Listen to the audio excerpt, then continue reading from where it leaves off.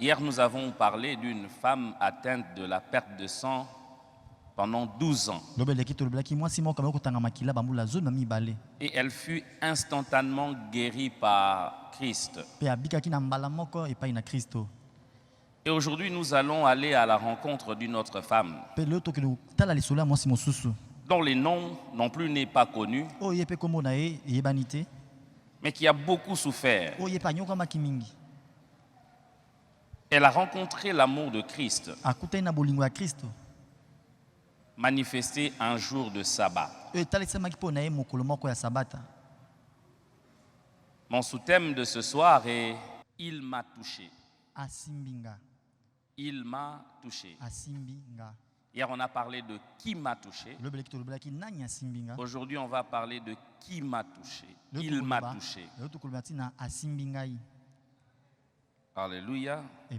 Luc 12. Nous lirons du 10e au 17e verset. Jésus enseignait dans une des synagogues le jour du sabbat. Et voici, il y avait là une femme possédée d'un esprit qui la rendait infirme depuis 18 ans. Est-ce que tu peux dire après moi 18 ans?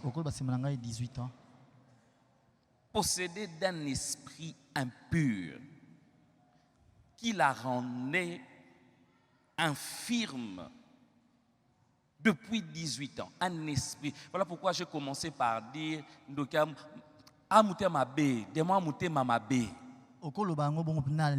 démon a un mauvais cœur.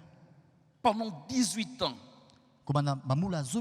elle était courbée et ne pouvait pas du tout se redresser. Donc elle était comme ça. Elle ne pouvait pas se redresser. Non pas parce qu'elle le voulait, mais parce qu'un démon lui a imposé ça. La Bible dit, lorsqu'il la vit, Jésus lui adressa la parole et lui dit, soulignez bien, femme, il n'appelle pas fille, hein, comme hier, il appelle femme, tu es délivrée de ton infirmité. Il dit, femme, tu es délivrée de ton infirmité. Et je prie ce soir, Christ va délivrer quelqu'un de son infirmité. Et il lui imposa le main. Il lui imposa le main. C'est la seule fois dans la Bible où on parle de Christ parlant de démons et on dit qu'il imposa le main. Je vais nous expliquer pourquoi. Parce qu'en principe, Jésus n'impose pas le main là où le démon est. Jésus ordonne au démon de partir. Mais ici, on dit que Jésus lui imposa les mains. 14. Mais le chef de la synagogue, indigné de ce que Jésus avait opéré cette guérison, un jour de sabbat, dit à la foule, il y a 6 jours pour travailler. Venez donc vous faire guérir ces jours-là et non pas les jours du sabbat. Le chef de la synagogue, c'est comme le chef de l'église, indigné. Il y a 6 jours, venez vous faire guérir. Pourquoi seulement le jour du sabbat? J'aimerais dire à quelqu'un, il y a de ceux-là qui ne se réjouiront pas de ton bonheur.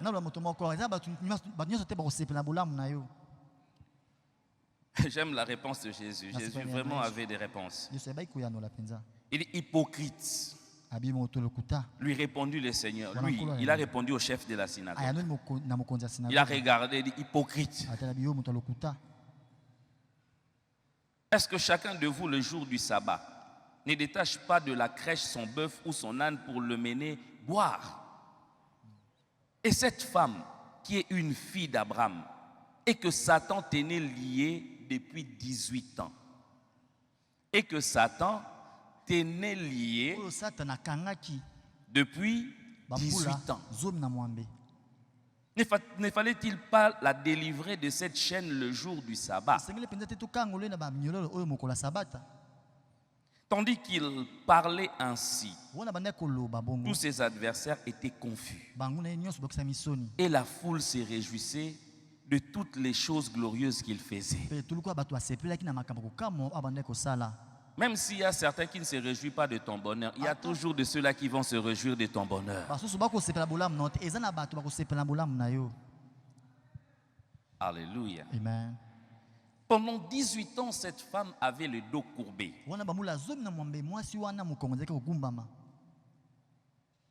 18 ans. Elle venait dans la synagogue à l'église. Pendant 18 ans. Elle était retenue captive par un démon.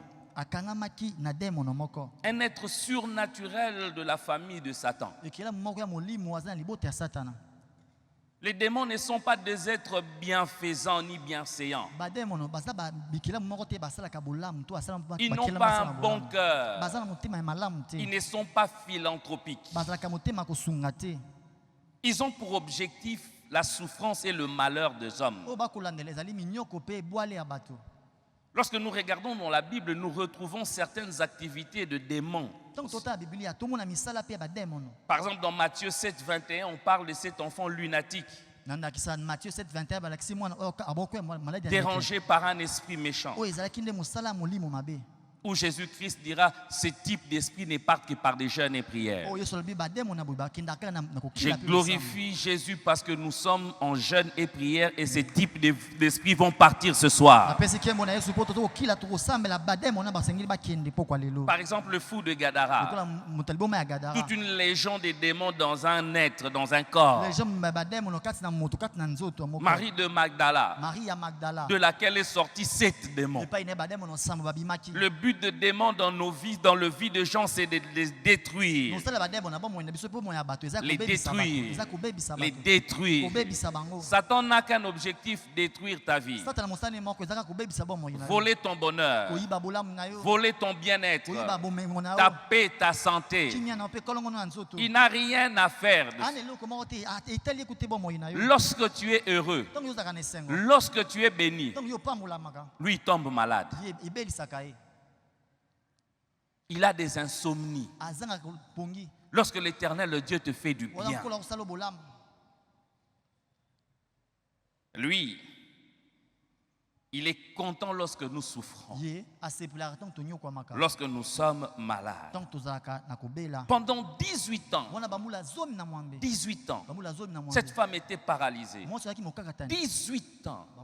Je ne sais pas combien d'années pour toi, mais cette femme, 18 ans. Faisons un petit calcul. Jésus est mort à 33 ans. 33 moins 18, ça fait combien? Combien? Donc, quand Jésus avait 15 ans, cette femme avait commencé déjà à souffrir. Alléluia. Et ce n'était pas une souffrance naturelle. Jésus précise. Très bien. Pendant qu'il est en train de dire là, il est en train de donner une parole de connaissance acquis au chef de la synagogue. C'était du direct. Luc est en train de rapporter ce qui a été fait. Il disait au chef de la synagogue, et cette femme que Satan a retenue captive pendant 18 ans. Parole de connaissance. Parole de connaissance qui t'alléluia. Que les paroles de connaissance pleuvent en ces lieux. Alléluia. Amen. Retenu captif. Ce n'était pas un microbe quelconque. C'est Satan qui est venu. Il l'a retenu captif. Lui a imposé un fardeau captif, lié par les chaînes. Alléluia. Amen. Voilà pourquoi quand Christ l'a appelé, Christ lui a imposé le main. Parce que elle avait une chaîne. Alléluia. Amen. 18 ans. Et ça ne dit rien à Satan. Frères, sœurs, ne pensez pas que Satan regarde aussi l'année 2020, depuis qu'elle était maudite. Laissons-les seulement qu'elle se marie. Et vraiment, elle aussi, on l'a beaucoup fait souffrir. Hein? Est-ce qu'on ne peut pas les laisser? Aide-moi à dire à ton voisin, mets ton masque, dis-lui. Satan ne t'aime pas. Si un jour, Satan te propose de devenir membre de ta famille. Sache que c'est pour détruire toute votre famille. Et si tu fais erreur de devenir membre de sa famille, c'est pour détruire tout ce que tu as. Même dans les relations, Satan détruit tout sur son passage. Il n'est pas quelqu'un de bien. Et des gens qui sont en train de croupir sous le joug de Satan. Les affaires ne marchent pas. La santé ne marche pas. Rien ne marche. Ils sont tellement intellectuels pour eux, ils disent, allez, c'est la conjoncture économique qui ne va pas bien. Nous sommes dans un continent sous-développé. C'est le gouvernement qui ne fait rien. Ils ont leur part. Est-ce que tu as bien regardé? Est-ce que seulement c'est le gouvernement? Est-ce que seulement c'est le sous-développement? Peut-être il y a aussi l'influence satanique derrière ça. Sans discernement. Quelqu'un va se consoler pour dire, en regardant cette femme, oh, tout concourt au bien de ceux qui aiment Dieu. Tout concourt au bien de ceux qui aiment Dieu. Alléluia. Elle venait là-bas à la synagogue avec son démon. Elle venait là-bas malgré qu'elle avait des problèmes. Elle y allait courbée. C'est samedi, c'est le temps de l'église. Elle y va. Quand elle venait, tout le monde voyait que c'était elle. Comment elle faisait pour se laver, je ne sais pas. Certainement, on l'a pointé du doigt. Même le chef de la synagogue la connaissait. Quand elle venait, tout le monde savait. Cette femme fêtait les années d'anniversaire de son malheur. Elle venait chaque année, chaque samedi, elle se présentait à la synagogue. Elle y allait. Je voudrais dire à quelqu'un, peu importe la situation dans laquelle tu es, ne te fatigue pas de venir à l'église. Alléluia. Peu importe la situation dans laquelle tu te retrouves, ne te fatigue pas de venir à l'église. Ne quitte pas l'église parce que les gens parlent de toi. Ne quitte pas l'église parce que les gens te critiquent. Tant que les gens auront leur bouche, tu ne vas pas les empêcher de parler contre toi. Tant qu'ils auront leur bouche, ils vont te critiquer, que tu fasses du bien, que tu ne fasses pas du bien. L'homme, Ola Tamalam, Ola Tamabe, a critiqué Naïgaï. Ola Tibien, Yakani Sarani, Ola Timabe, qu'est-ce qu'elle pense? Ça c'est l'homme. Ne limite pas ta vie par ce que les gens vont dire. Si les gens disent de mal de toi, bouge comme ça. Ne vis pas par rapport à ce que les gens ont dit. Qu'est-ce que les gens ont dit de moi? Qu'est-ce que les gens font de moi? Vis par rapport à ce que Dieu a dit de toi. Non, je ne veux pas aller à l'église parce que ma situation, non. Ne regarde pas ta situation. Viens à l'église. Même si tu es le plus pauvre de tous les pauvres, viens à l'église. Même si tu as une maladie incurable, viens à l'église. Même si ta famille elle est maudite, viens à l'église. Même si tu es le pire de tous les pécheurs de la ville, viens à l'église. Quand on vient à l'église, nous ne venons pas pour les gens, nous venons pour Dieu. Alléluia. Cette femme venait à l'église. Elle y allait. Elle y allait. Chaque samedi, elle. Certainement, on pouvait la décourager. Mais elle n'écoutait pas ce que les gens disaient. Frères et sœurs, le temps finira par donner raison à ta persévérance. Le temps finira par donner raison à ta persévérance. Donne-moi un amen parce que je parle à quelqu'un. Tu persévères, tout le monde te regarde. Lui là, mais qu'est-ce qu'il croit? Il croit qu'il va devenir. Qu'est-ce qu'il croit? Il croit que le pasteur va lui donner ça. Qu'est-ce qu'il croit? Le problème, ce n'est pas ce que je crois. Le problème est que je crois en celui qui m'a appelé à être là. Ne quitte pas l'église parce que les gens vont parler. Viens à l'église parce qu'il y a quelqu'un qui a la parole pour toi. Et cette femme-là, elle venait. Elle venait. Elle venait. Alléluia. Elle occupait peut-être son coin à elle. Elle était peut-être celle, quand on la regardait, tout le monde avait pitié d'elle. Mais malgré ça, elle venait. Et ce jour-là, elle m'a dit, et ce jour-là, je voudrais dire à quelqu'un, les jours où Dieu va te visiter, peut-être que toi tu ne connais pas, même Satan ne connaît. Si Satan savait que ce jour-là, cette femme allait être délivrée, il n'allait pas la laisser aller à l'église. Je parle à quelqu'un, même Satan ignore les jours de ta visitation. Même Satan, il ignore les jours de ta visitation. Il sera étonné de voir que Sarah est tombée enceinte. Ils seront étonnés de voir que cette femme mariée depuis 7 ans, il sera étonné que ta façon de vivre a changé. Mais qu'est-ce qui se passe? Mais elle est déjà en retard. Elle est en retard de quoi? Elle a raté un bus, elle a raté un train, elle a raté un avion. Non, elle est en retard. Cela veut dire l'enfant qu'elle attendait depuis longtemps est arrivé. J'aimerais dire à quelqu'un, tu seras en retard. Tu seras en retard. Non pas de la bénédiction, mais simplement de l'accomplissement des promesses de Dieu dans ta vie. Ça commence à venir comme l'enfant. Hein?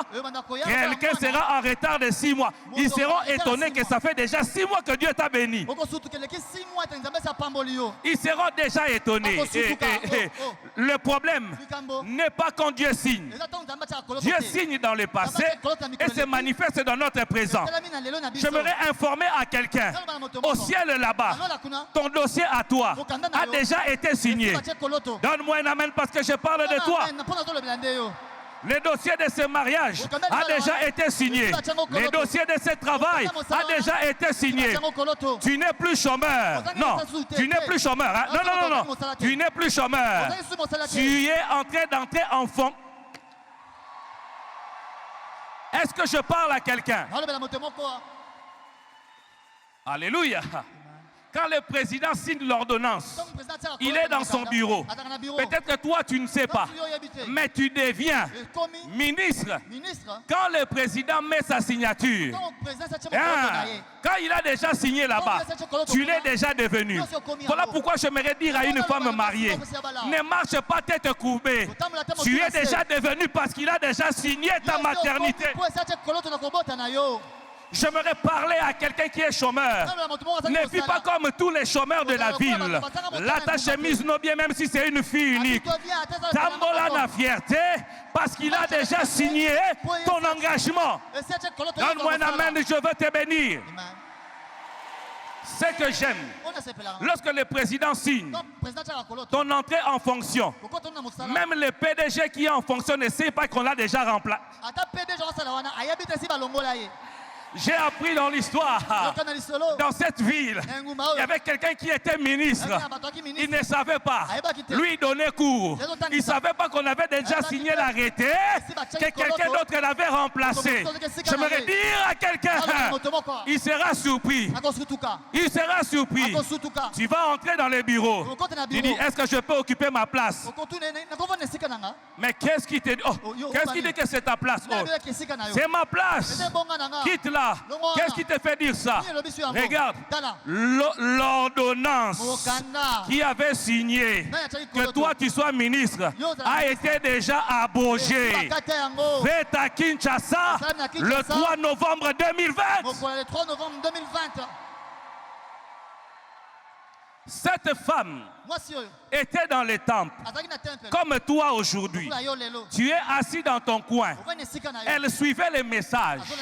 Elle suivait les messages. Dis après moi, elle suivait les messages.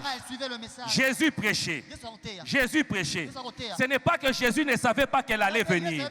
Jésus, c'était un grand stratège. Jésus savait. Il prêchait. Il prêchait. Il s'arrête. Il regarde la femme. J'aimerais dire à quelqu'un, Jésus n'a pas les yeux comme le pasteur Blonsky. Si moi je ne te vois pas, lui il sait te voir même au coin là-bas. La bénédiction de Dieu va se rattraper même au coin. Que tu sois si tu es dehors, donne-moi un amen parce que ça t'atteint là-bas. La Bible dit, Jésus l'aperçoit. Il dit femme, même Yépe, Aye Bakanga. J'aimerais dire à quelqu'un, Jésus connaît ton cas, plus que ton cas lui-même. Jésus connaît ton cas, plus que ton cas lui-même. Il appelle femme. Dis après moi femme. Pas fille, hein? Il appelle femme. Pourquoi? Parce qu'il voulait restaurer sa dignité de femme.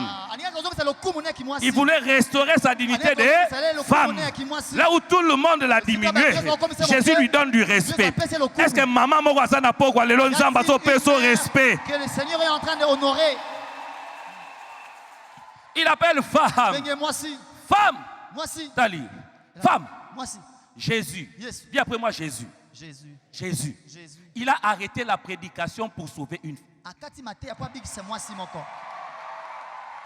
Jésus. Il a arrêté la prédication pour une brebis. Pour une brebis. Jésus. Il a arrêté la prédication pour une brebis. Pourquoi?